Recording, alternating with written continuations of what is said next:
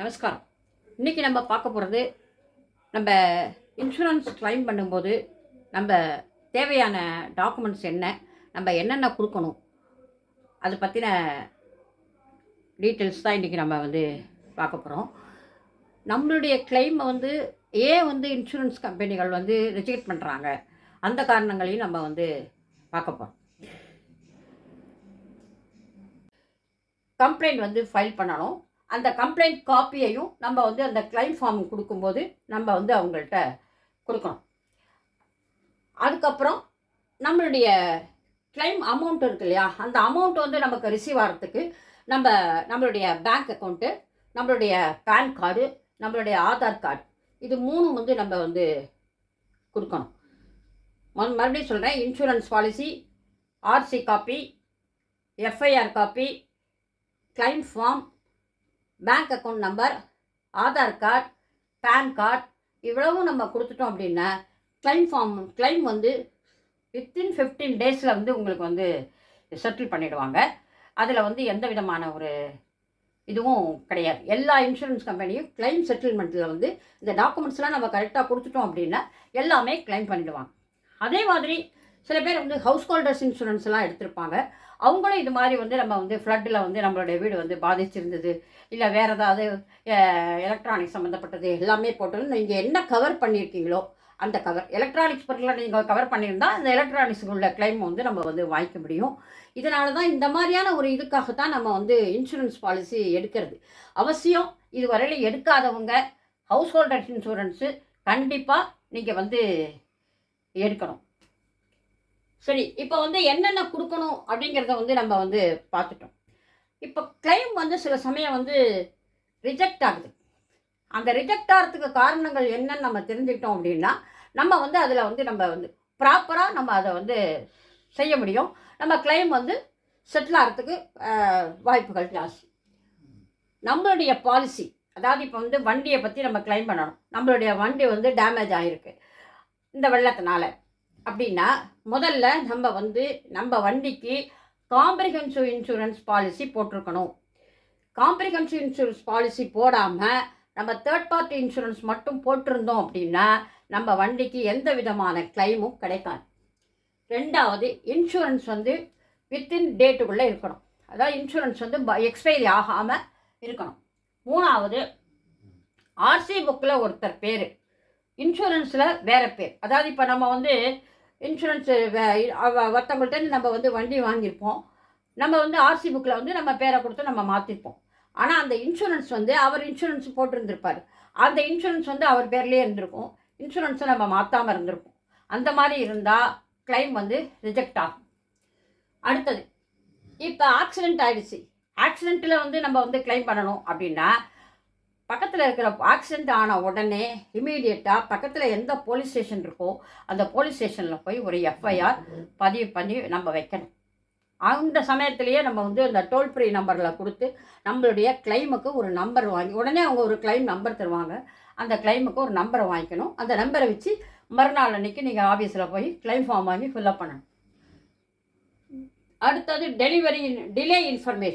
Delay information கூட நமக்கு ஒரு கிளைம் ரிஜெக்ட் ஆகிறதுக்கு ஒரு காரணம். வண்டி ஆக்சிடெண்ட் ஆகிருக்கும், கொடுத்துக்கலாம், மெதுவாக கொடுத்துக்கலாம் அப்படின்னு சொல்லிட்டு ஒரு 10 நாள் 15 நாள் கழித்து நம்ம அந்த இன்ஃபர்மேஷனை அவங்களுக்கு கொடுத்தா அது one of the reason for claim rejection. அடுத்தது, registration private, drunk and drive. Drunk பண்ணிவிட்டு நம்ம ட்ரைவ் பண்ணக்கூடாது, குடிச்சிட்டு கார் ஓட்டக்கூடாது. Registration private but users commercial. அதாவது நம்ம ஆர்சி புக்கில் நம்மளுடைய கார் ப்ரைவேட் யூஸ், அதாவது நம்மளுடைய ஓன் யூஸ் அப்படின்னு இருக்கும். ஆனால் நம்ம ஆக்சிடெண்ட் ஆகிற சமயத்தில் அதை நம்ம கமர்ஷியலாக பயன்படுத்தியிருக்கோம் அப்படின்னா அந்த கிளைம் செட்டில் ஆகாது. இம்ப்ராப்பர் இன்ஃபர்மேஷன் அப்படின்னா என்ன அப்படின்னா, நம்ம நம்மளுடைய வண்டிக்கு வேற ஒருத்தட்ட எடுத்துகிட்டு போகிறதுக்காக கொடுத்துருப்போம். அவருக்கு டிரைவிங் லைசன்ஸ் இருக்காது. அந்த சமயத்தில் இந்த வண்டி ஆக்சிடெண்ட் ஆகிருந்தது அப்படின்னா நம்ம என்ன பண்ணுறாங்க சில பேர் அப்படின்னா, அவருக்கு டிரைவிங் லைசன்ஸ் இல்லைன்னா வண்டி கிளைம் ரிஜெக்ஷன் ஆகிடும். அது எல்லாருக்குமே தெரியும்.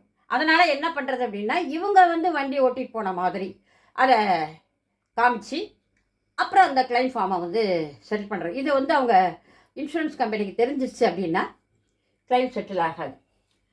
அடுத்தது சீட்டிங் கெப்பாசிட்டி. அதாவது இப்போ வந்து நம்மளுடைய காருக்கெல்லாம் வந்து ஆர்சி புக்கில் வந்து இருக்கும் உங்களுக்கு சீட்டிங் கெப்பாசிட்டின்னு ஒரு நம்பர் போட்டிருப்பாங்க, 5, 7 அது மாதிரி.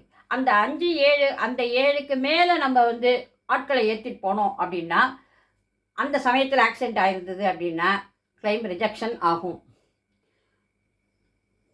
Fuel change but not inform. நம்ம எடுக்கும்போது பெட்ரோல் வண்டியாக எடுத்திருப்போம். அதுக்கப்புறம் பெட்ரோல் வந்து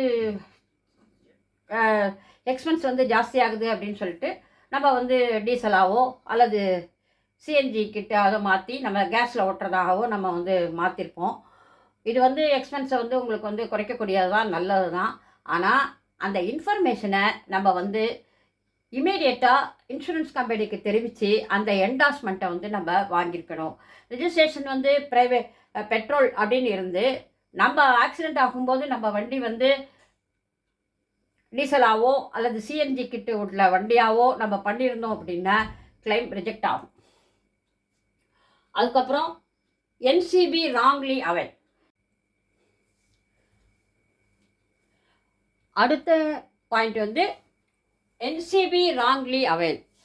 என்சிபி ராங்லி அவைல் அப்படின்னா என்ன அப்படின்னா, no claim bonus. No claim bonus அப்படின்னா, நம்ம வந்து போன வருஷம் வந்து எந்த விதமான ஒரு ஆக்சிடெண்ட் எதுவுமே பண்ணாமல் நம்ம வண்டியை நல்லா மெயின்டைன் பண்ணி வச்சுருந்தோம் அப்படின்னா, கம்பெனி வந்து நமக்கு அடுத்த வருஷம் நம்ம வந்து இன்சூரன்ஸு போடும்போது ஒரு போனஸ் மாதிரி ஒரு அமௌண்ட்டு ஒரு 10%, 15% அப்படின்னு கொடுப்பாங்க.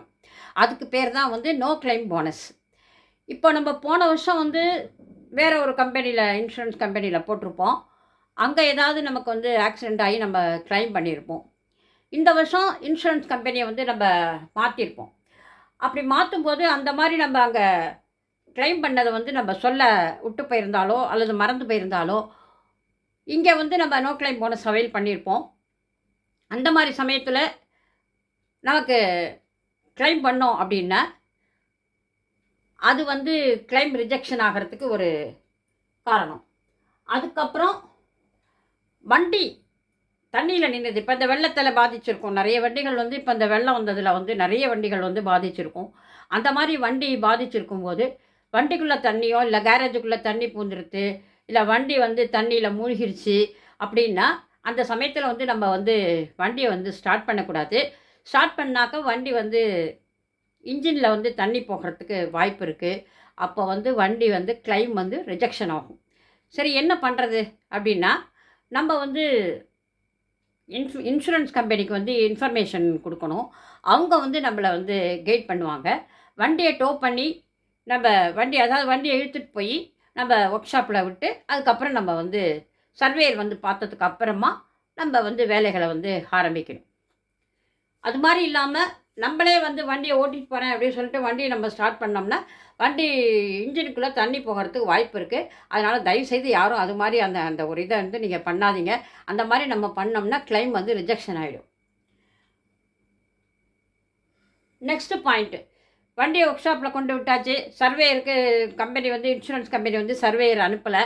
அதுக்குள்ளே நமக்கு வண்டி அவசரமாக தேவைப்படுது அப்படின்னா நம்ம வந்து வண்டியை பிரித்து நம்ம பாட்டுக்கு வண்டி வந்து வேலையை வந்து ஆரம்பிக்கக்கூடாது.